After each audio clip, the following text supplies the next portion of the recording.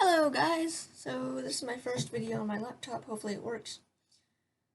Um, yeah, so I wanted to give you guys a little update on my life. I went to my, um,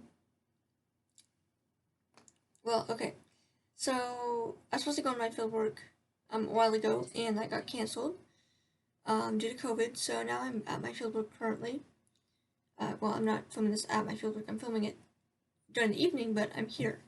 And my fall fieldworks are going to be yet to be determined because of COVID. I was supposed to be working at school, but now I'm not because the school, um, you know, like they closed because of COVID. So yeah. Anyway, just want to say, hey, I hope I'm facing the camera. I don't even know because like the laptop's different. And I figured out how to move it, so that's good. Anyway, so field work, yay. My first one was it's at a place where they do custom wheelchairs and stuff. It's really cool.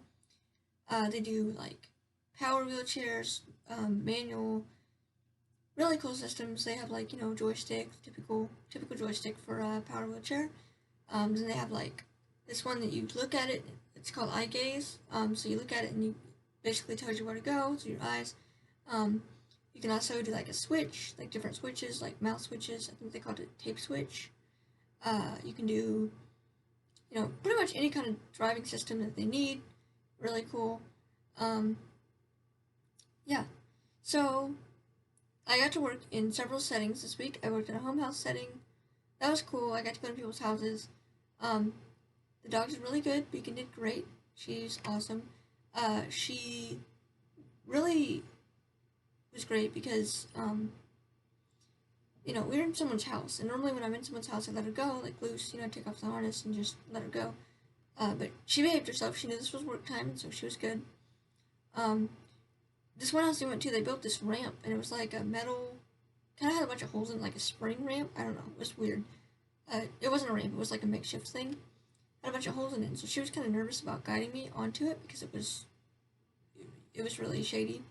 But she did good. She got me all the way down. I had to kind of encourage her a little bit, but she did good. Um, excuse me. So yeah. Then I went to um, sorry, excuse me, can't speak. A health setting like a hospital, and it was cool because I I got to experience that setting. It's neat. I didn't do OT stuff really. It was more seating and positioning, which that is a part of OT, but the people I'm working with are not OTs. Once you're level 1, they don't have to be. You can, it has to be obviously related to OT, but it doesn't have to be OT. So it was neat to get to see the other side of it, because they do measurements of for wheelchairs, custom fits, all that stuff. And so OT is like we can do it if we want to, but we don't. I'm following a assistive technology specialist, professional, excuse me, so ATP. And so I'm following them, and we're doing that, wheelchair assessment, stuff like that. And then today I followed another person who works for the same company at a hospital. Really cool, by the way. It was nice to get a whole day in a hospital. Honestly, it stressed me out because the OT environment was like a huge gym, and everything was all like not divided, so it was just like this huge open room, everybody's doing their stuff. And it was very stressful for me because, not just blindness, but just me personally, I don't like distractions. And literally, I was talking to someone, I had to get like 2 inches from them because I couldn't hear because there was so much going on. But that's not a blindness thing, that's a me thing. I don't like large rooms, large open spaces. I do think blindness has something to do with it because I'm hearing all the distractions. But, I don't think blindness is like, I don't think if you're blind you can't work there. I just think it would be, if you're not like me and you don't care about open spaces, that'd be fine. But I do, so I'm not working there. But yeah, so I did that, and Beacon did great there. It was really weird because there was a bunch of stuff everywhere. It was like a maze. So she did good getting around that, and we did a lot of, walking down the hallway, slowing her down because she likes to run down open hallways.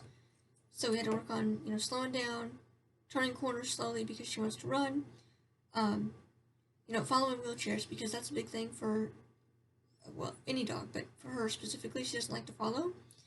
And so whenever they follow and they walk at a slower pace, or they have a wheelchair, walker, whatever they use, the client / patient, whatever you prefer, I prefer client because that sounds more positive, she will follow, guide me by following them, and it's hard because they may walk slower and she wants to walk faster, and she has to walk at a normal pace to get the harness pull. So, it's a hard balance to figure out, but, we got it. We did good. We didn't run into anybody. I think she only ate, like, one thing, but that was because, really small, and she was being really sneaky about it. Luckily, I got it out. She didn't like it. She spit it out, so that was good.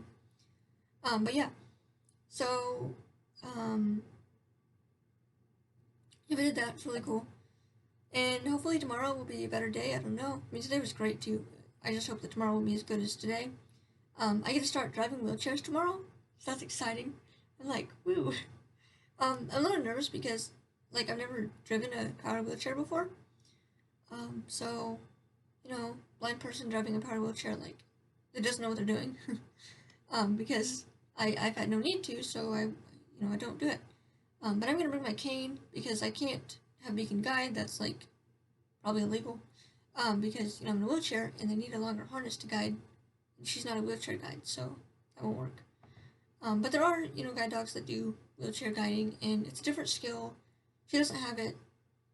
I don't know how to use a wheelchair, so it's not right to make her guide whenever I don't even know what I'm doing. So, two different things. So I'm going to use my cane. I'm going to try to do a manual wheelchair with, I believe you can do it with one arm propelling you, so I'm going to do that with my cane in my other hand. And then with the power wheelchair, I'm going to use my left hand on the joystick / driving system and my right hand on my cane. And really they want me to work on, like, learning about how to tilt back, tilt in space, recline, leg elevation, all that stuff. And so it'll be neat to learn how to do that stuff. Seat elevators, by the way, that's really neat. So basically, like, there's a control in the wheelchair, and you can move your seat up and down to reach certain heights, like cabinets, stuff like that. I think they call it eye level, so you can be eye level with everyone who can stand, which is super cool. They have all these really cool accessories, like you can get lateral supports, so they keep you from falling to the side. I was going to demonstrate, but then I realized I have VR blind, so that won't do any good. But basically, so you have a lateral support, like, so you're sitting in a chair and you have it come up. Imagine like an armrest. So you're getting support there, but it's for specifically certain areas of your body. So it might be like, you need some lateral support at your shoulders or your legs, because whenever you sit down, maybe they spread out more. So you need something to kind of push them back in, so to speak. Or maybe you need some support on the back of your legs to keep them from tucking under you so much. There's different things, and I never realized how much stuff there is to go into a wheelchair. I just thought it was, you get a wheelchair. I never realized that they have to have a specific cushion, specific seat depths, all this stuff. And, yeah, it's really cool. I personally think I could do it if I had to. Not right now, obviously, because I'm not certified and everything. But I think a blind person could do it. It would just take time to figure out how to do it. And I knew that going into it, that is probably possible. It just takes time to figure out. Me personally, I'm getting better at touching people. I still don't like it, just because, society's like, don't touch. And so, touching people, particularly, in their chest area and stuff like that, I'm not really fond of, but I will do it because I have to. I've got some really great clients today who are really, really willing to let me touch. I appreciate that, because I didn't touch, obviously inappropriately or anything, but I didn't hit my target of, like, touching their shoulder. So, they were really chill and cool, and I was like, thank you, because this is awkward, and it's my first time, typical, I'm a student, so, one of those things, but, yeah, they're really cool. As far as having a dog there, like, it was really hard because some people wanted to pet her, and I had to explain to either the therapist or the student, or not the students, the patients slash clients, or a lot of the staff. They wanted to pet her, and so they thought that she was a therapy dog, and I had to explain, no, she's my guide dog. And then they said, what's that? So I said, seeing eye dog, and they were like, oh, seeing eye dog, that's cool, so you're blind. And I was like, yes, but she's not a seeing eye dog, she's a guide dog.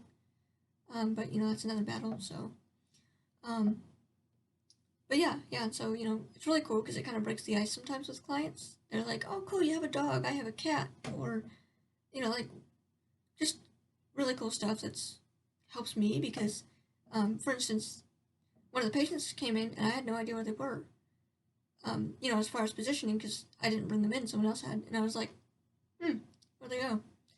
And so finally they were like, you have a really sweet dog, she's pretty, it's like, thank you, now I know where you are. And they ended up being like to the side, so a weird angle to where if I would have reached them, I wouldn't have been able to reach them. So yeah, so it's really nice to have a dog.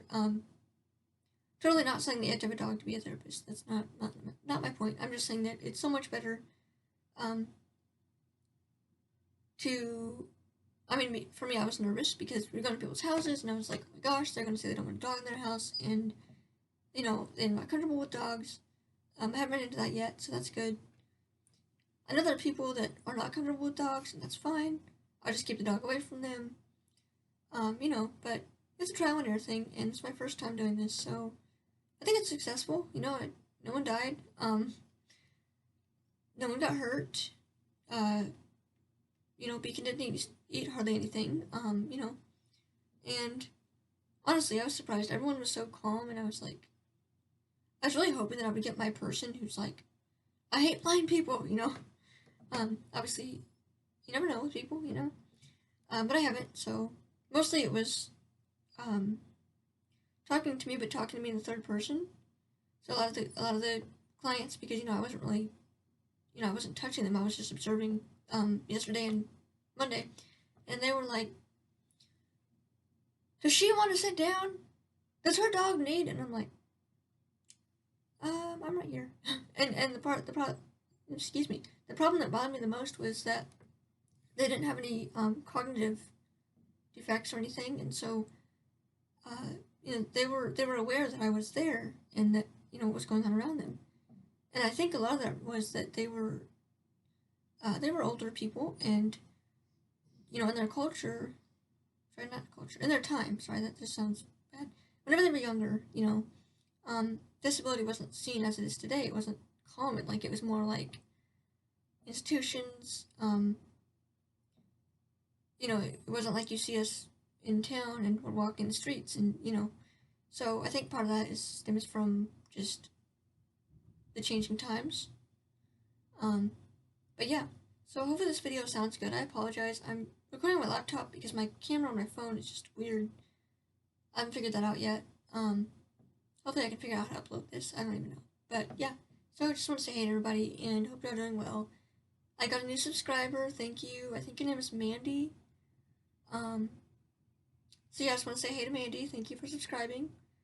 I literally just do this for fun. I don't have a upload schedule, anything like that. I'm just doing this just for the heck of it, because I just want to educate people on blindness and like my life because a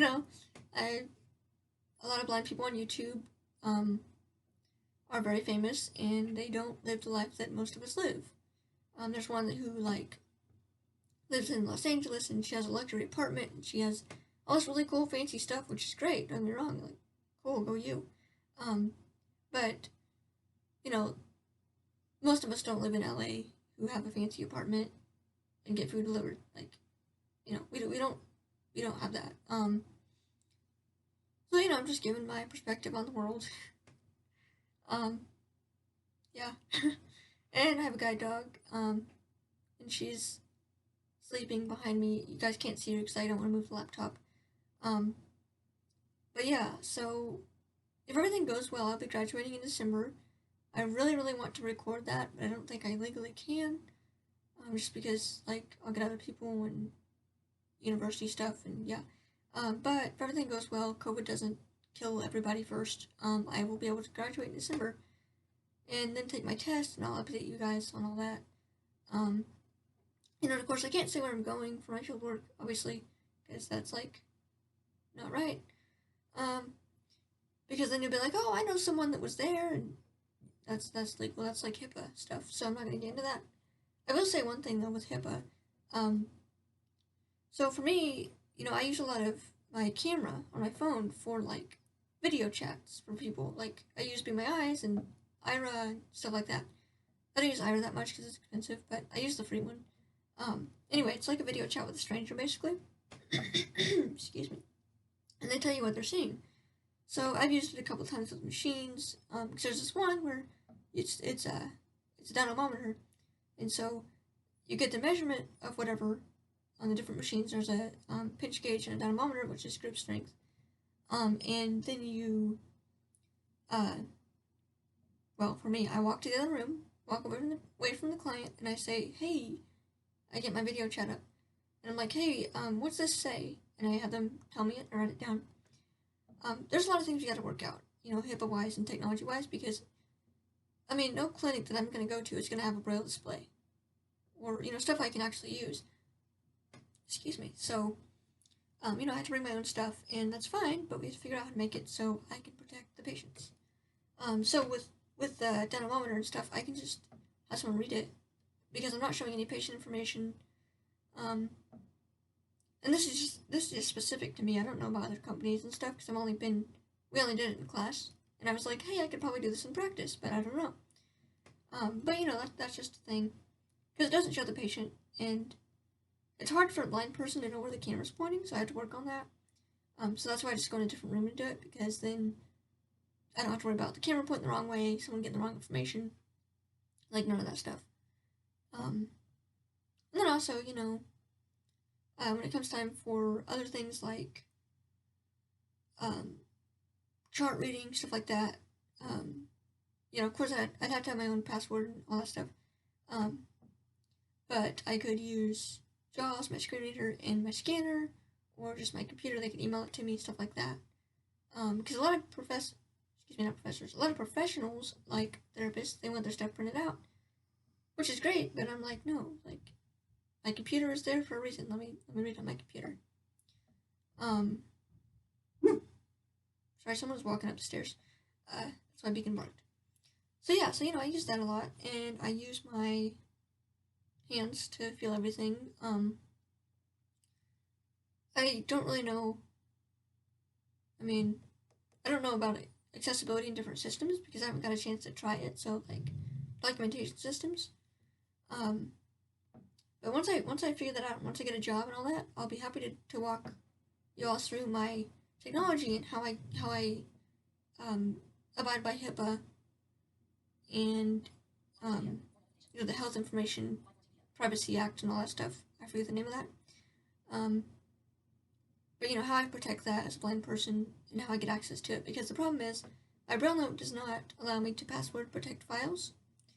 So and the computer encrypts anything that you put in it. So, like, my fieldwork educator yesterday, they were like, oh, we can send you this. You can just put it on a flash drive. Problem was, their computer system encrypts flash drives. So they had to email it to me. But the problem is, with that, which luckily they took all the names off and everything, so I didn't have any kind of identifying information, because that wasn't the point of it. But the problem with that is I'm not using a secure email that's encrypted, so so if there's any of you out there who are like nurses or doctors or anything that's blind who use encrypted medical technology stuff, like, reach out to me, because I don't know what I'm doing and I would really like some help. Especially, because I reached out to a lot of Facebook groups of OTs, OTAs. I found no one who's blind. So I found a blind PT, I think. They're somewhere in the world. I haven't got a hold of them yet. But I can't find any OTs, OTAs, and I know they're out there somewhere. So if you're watching this and you're an OT, OTA who's blind, or at this point, I don't even care. Any kind of disability, I'm up for it, whatever. Because I need to find these people. Because, I there's only certain aspects that sighted OTs would understand. You know, like for instance, today I was kind of arguing with one of them about how a blind person can do the type of environment that I was at. And I was like, you know, not for me, but blind people can do this. You know, it would just take some figuring out. But, you know, we can do it. Just don't assume that we can't. But I'm not getting into that rant now, so. Oh, update on the OTA people. So, not OTA, NBCOT, National Board Certification for Occupational Therapy. So they're the exam people, and they said they would put an accessibility statement on their website. I have no idea what that means. I haven't checked it out yet. But basically, I'm going to keep pushing them until they get to the point where everything's accessible. I'm not going to back down just because they put an accessibility statement on their website, because, I mean, I still paid for it, so I need, you know, I paid for this package, and I need the accessibility of it. Not saying they're not trying, I don't even know, I have no idea, but, I mean, it's a board certification, so I'm going to make sure that they get it correct, and even though it's a practice test, like, make it accessible, you know. So I'm not going to back down from that. I'm going to keep going, keep not necessarily badgering them, but kind of, I guess, notifying them of my situation, being like, hey, I'm blind, I can't do this. Hey, I'm blind, I can't do this. Make sure you fix it.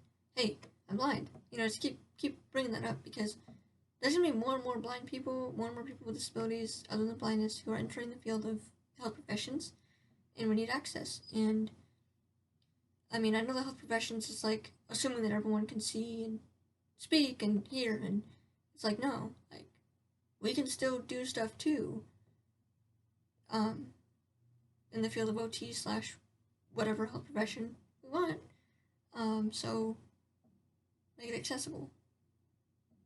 So yeah, so that's my, my stories for this week. It's been fun. Honestly, it has been, like, I was surprised. I didn't know what to expect going into this, and, it's really cool. My people are awesome. They're great. Very laid back. So I feel very comfortable explaining to them, like, hey, can you explain this to me? You know, they're very, very open to questions. Really cool. So yeah. So thank you for joining me for this, I don't know, probably like 20-minute video. It's long. Hopefully I can get uploaded to my laptop, or to my laptop, my YouTube. It's on my laptop now. So yeah, so thank y'all for watching. Hopefully this was better quality than my last two. I don't know, but yeah, thank y'all.